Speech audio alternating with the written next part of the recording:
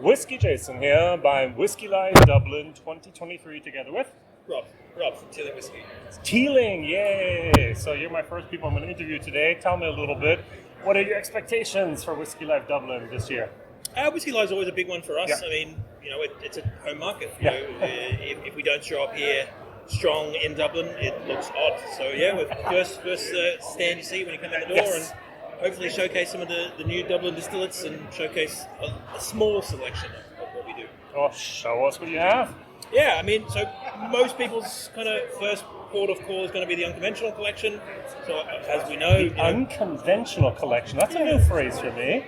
Is it official? Let's say no. Okay, thank you. But I mean, it just represents the different styles of Irish whiskey for an average consumer. A small batch, a single malt. Single grain, Yep, pot single still, grain. and then black pits as a Yes. kind of A and B of single malt. And then related to those, we have our under the counters. So crystal malts, which is a component of the Dublin distilled single malts. So we're going to release that probably as a single cask. Get people's interpretation of that one. So as you see, So it's going to be unreleased. probably a distillery only. If Yes. it's a single cask, I mean, that doesn't go far. Yeah, or some of our great distributors around the world. So, okay. yeah, Binnies have expressed interest. Yes. Yeah, good off chain in Illinois. Yes. So great guys. Related to small batch, we have our Muji Soshu, so the Japanese Explorers edition. Oh, I have Muji not seen Soshu that cask, yet. so Yeah, may I that'll be- show it to the camera? Of course, yeah. All right, so look at this thing here. It's a follow up to our 15-year. Okay, wow. It's a follow up to the Amberana cask that we Yes, did. yes. So very very similar, but yeah. Continuing down that route, very close cousins to the Sommelier Select series that we do and the collaboration series. So all related back to small batch, being that free rum small batch blend. Obviously, at least 15 on this case. Yeah. Related to our single grain, we have the new single grain 15 Yes. in white casks, the Sauvignon Blanc casks.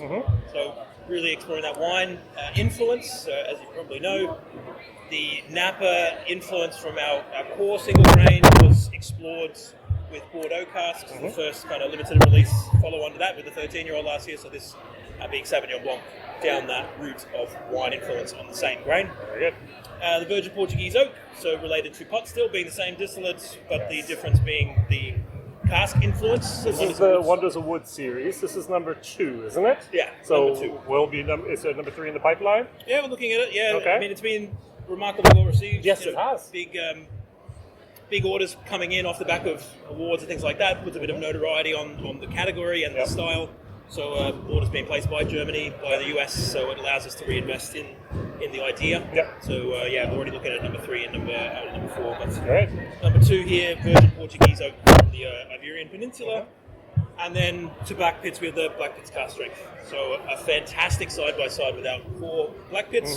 Black Pits being a triple distilled malt. The cask strength being Double. a great example of a double distilled malt. So showcasing exactly what's happening.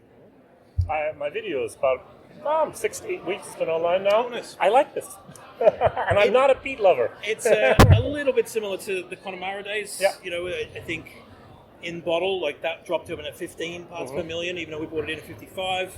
This one, same stuff, but still sits around 35, which would have been kind of your core Connemara level. And it doesn't have that sauterne influence, so we kind of reel back the fruits and go a little bit more of that kind of medicinal quality that you would expect of an Irish peated malt anyway, not necessarily either. Right. Now, Irish whiskey, at the end I always have to ask the question, where do you see Irish whiskey in the next 10 years? It's funny, like someone asked me the question, well, like I think we're just scratching the surface I know. of the possibility of flavour. Someone asked me the day about cask finishes, if you think it's a bit of a fad that's bursting the bubble, but again, like we start to talk about the different wood types and seasoning, but we haven't really seen the cross-pollination of both those things yet. Oh. You start talking about, we did a chestnut cask that had been previously seasoned with PX brandy, but we now have a distillery exclusive, which is a red wine chestnut cask. So we start to see the seasoning of these alternate woods as well. So we're only just now expanding upon that. And then you start to also talk about the symbiosis between seasoned casks. For us, working with Dot Brew, you're not talking about a cask that's been 20 years and that's only had Scotch in it from the bourbon industry.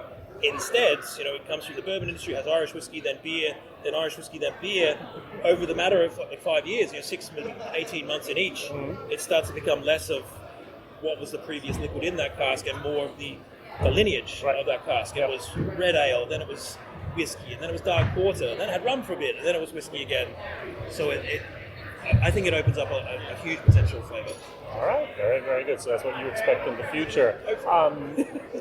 Can you give us a rough estimate of the amount of cask at the moment you have in storage from the Dublin distillery?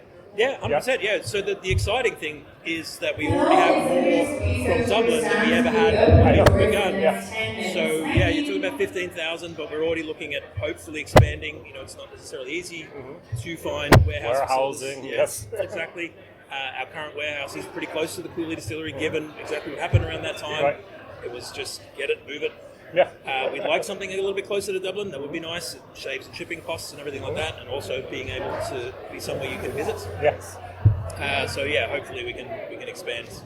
Yeah, jumping through modern planning permission and building warehousing is not exactly something you can do. You have experience of jumping through planning permission with building a distillery in the middle of the city of Dublin. I think if anyone can do it, it's going to be you guys. Hopefully so. Yeah, hopefully so. Very, very good. Well, thank you very much for this. Where can we find Teeling online? www. Well, I mean, wouldn't be supporting our partners at the Whisky Live. I didn't say the Celtic Whisky Store. Right. Great partners. So definitely check out the Celtic Whisky Store. They've got a couple of single casks that are only unique to them. So definitely check out the Celtic Whisky Store. All right. Well, thank you very much. WhiskyJason. Ciao. Cheers.